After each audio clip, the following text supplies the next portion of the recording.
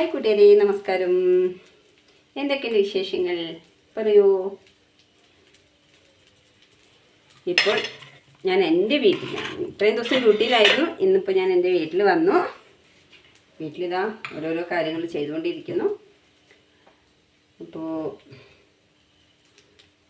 മീൻ പൊരിക്കാൻ നിൽക്കുകയാണ്. മീൻ പൊരിക്കുന്നത്, മീൻ കറി ഉണ്ടാക്കണം. ഇനി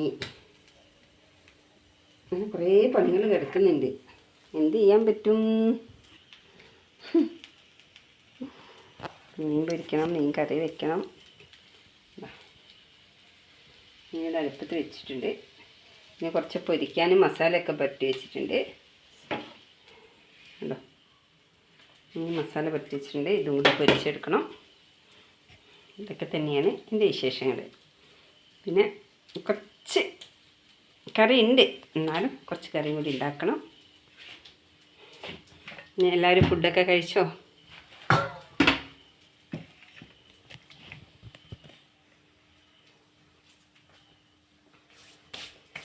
ഞാൻ വയനാട്ടിലാണ്.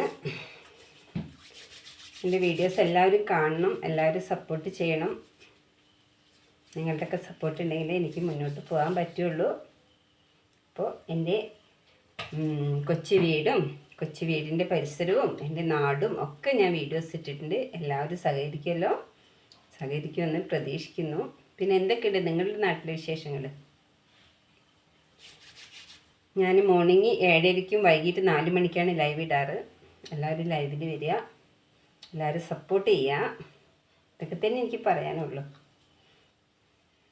ഞാനൊരു ഹോം നേഴ്സായിട്ട് വർക്ക് ചെയ്യാണ്. ഇപ്പം ഞാൻ ഈ ബത്തേരി ആയുർവേദ ഹോസ്പിറ്റലിൽ അവിടുത്തെ കുറേ വീഡിയോസൊക്കെ ഞാൻ ഇട്ടിട്ടുണ്ട്. എല്ലാവരും കാണണേ.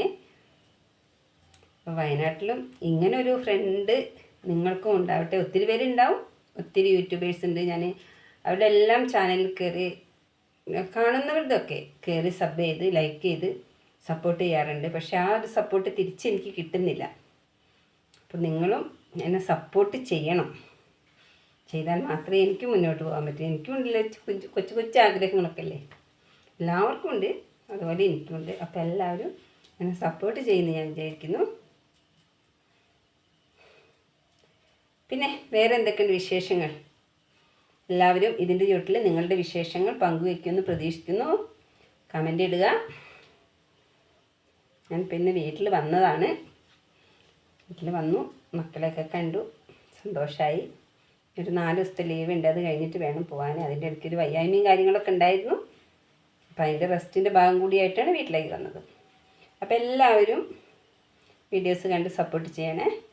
നിങ്ങളുടെ സപ്പോർട്ട് ഉണ്ടെങ്കിൽ മാത്രമേ എനിക്ക് മുന്നോട്ട് പോകാം. അപ്പോൾ എല്ലാവർക്കും നല്ലൊരു ശുഭരാത്രി നേർന്നുകൊണ്ട് ലച്ചുട്ടി പോവുകയാണ്. വീണ്ടും ഒരു വീഡിയോസായിട്ട് ഞാൻ നിങ്ങളുടെ മുമ്പിൽ വരാം.